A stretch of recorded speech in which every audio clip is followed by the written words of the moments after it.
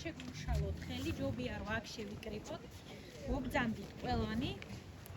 და თან მინდა რომ გაიხედოთ აი ჩემს მარჯვნივ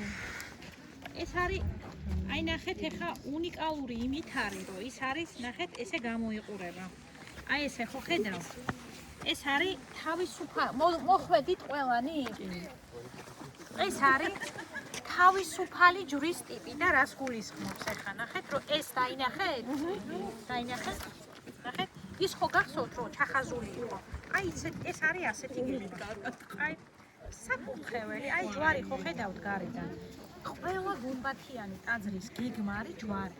მაგრამ ეს არის თავისუფალი ანუ ოთხკუთხედში აღარ არის ჩასაგები ეს არ დამიქროთ